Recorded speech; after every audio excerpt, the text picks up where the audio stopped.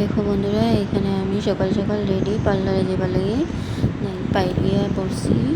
ওটাতে আছে এখন শিলচর রেদম করিয়া। এখানে নেতাজি সুভাষচন্দ্র বসু একটু দেখাইতে চাইছিলাম, বাট হইছে না।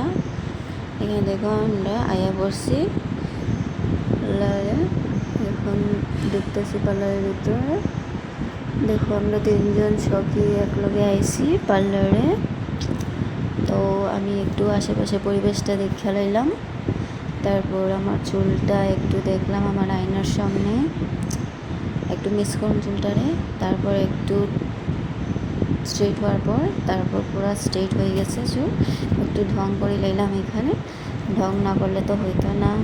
ক্যামেরার সামনে একটু ঢং করে নিলাম, স্ট্রেট করছি, বুঝতেই তো পারবে। তারপর একটু ভিডিও বানাই নিলাম চুলের। দেখো টাটা, বাই বাই। আমার